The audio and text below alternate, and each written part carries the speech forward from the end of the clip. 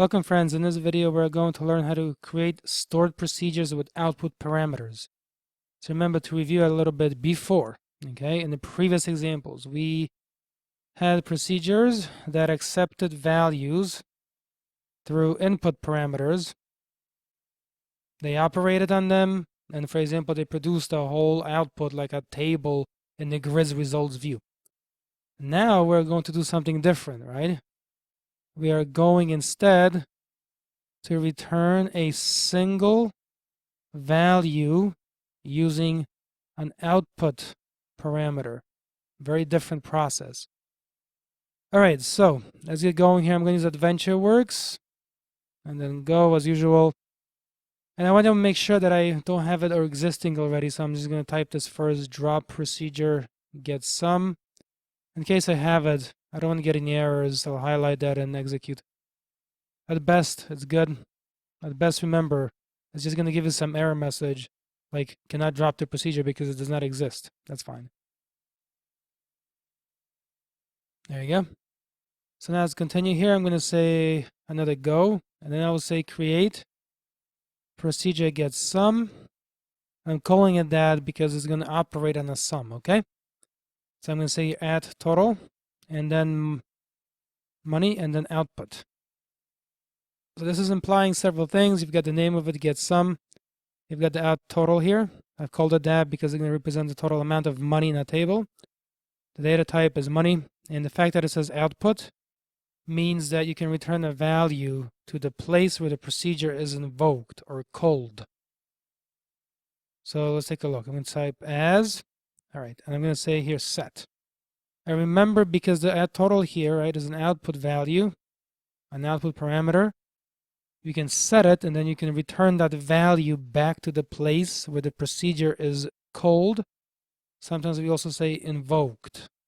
I would say set at total equals, and all I want to do is get this total, the line total, to be more specific from the sales order detail. So I'm going to type here select and then sum line total from sales order detail. And you might ask yourself now, well, we have the sum function over here, but we don't have any group by. Will this still work? We'll take a look. So far, we're not getting anything, any red squigglies, except under here, get sum. But that's not important for our purposes. I mean here, we're not getting any red squigglies. So what this is going to do is basically go into the sales order detail table, and it's going to sum up the line total. Remember, that's a field inside the table. The line total is a field there. You can go through the table, add it up, and then set that to add total. And that value can then be returned as follows. You can type return and then add total like that. So let me write this down a little bit in English here. Some key steps. So comment number 3, essentially find total of line total in the table and set it to the add total parameter. After that, return that value to the calling code. All right. So make sure you put this with a go, or you might get some errors. So we've got the go, and at the next stage, we have to make use of what we have created. So let's just begin by typing get sum. So type the name of the procedure as we've done before, and notice it's not enough. It says, hover your mouse over it, and it says add total, which was not supplied. You need that. It expects a parameter. Okay, so naturally enough, you type add total, and now the squiggly moves to the other one. So you hover your mouse over it, and what does it say? Must declare the scalar variable add total. So right above it, you have got to type, as we did in the variables video, type declare, and then add total, and then give it a data type like money, for example. So we've declared it up here. Remember, it's outside the go. Okay, it's outside the previous go. And we need that because of what we were told. And now hover your mouse over it, and again it says incorrect syntax near get sum. Okay, so this bit is something you just have to learn. Just type execute like that.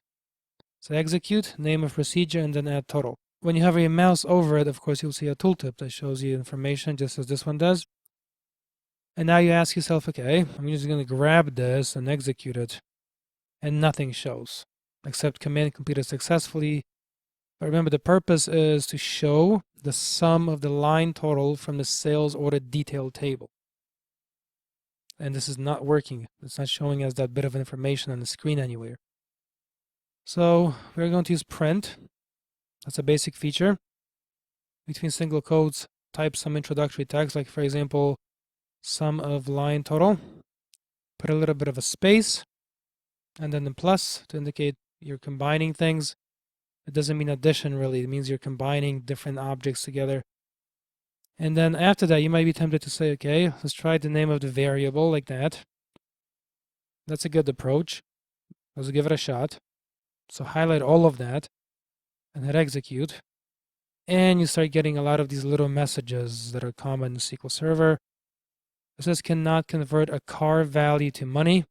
The car, or some people say char. So cannot convert a char value to money. The char value has incorrect syntax. So over here, I'm going to type this. I'm going to type format. We learned about that method before, or function, format. All right, and then imagine you forget the little C, and you try to run this again. And take a look down below. So the format function requires 2 to 3 arguments. Remember now, the first argument is the name of the field in this case, or in this case, to be more exact, the name of the variable. Remember, this function can operate on fields or columns. It can also operate on variables. And hover your mouse over total, you see it's a scalar variable, okay? Local variable or a scalar variable. It means that it exists here. The local part means that it exists here. It's available within this context. Here it's available. And scalar means that it basically stores a numerical value like 10, 15, or 100,000, whatever it is, but it's just a number, that's it. Local means it's stored here, and scalar means it's a number that it represents. So that didn't work. We need the format, and then after that, it said there you need 2 or 3 arguments. You need to specify one more at least to make 2. So you put the C. All right, now you give this a go. Hit execute. And now on the bottom, take a look. It says query executed successfully on the bottom. But the problem is it's not showing anything on the screen, so it's not useful still. So the last bit that we have to add is this one. Type output. Like that. And now take a look. Highlight all of that and execute. And then you will have a nice output on the bottom. You see, sum of line total is whatever. Some big number in this case. So now try this as an example. Imagine I take just the print and I hit execute. Will that do anything? No. You see this, it says must declare the scalar variable at total. Scalar means stores one numerical value, that's it. And this line here, apparently, according to the message, doesn't know anything about the fact that up here the variable is declared. So when you highlight and you execute, you're executing that one line of code, essentially, and it doesn't know anything about the lines above.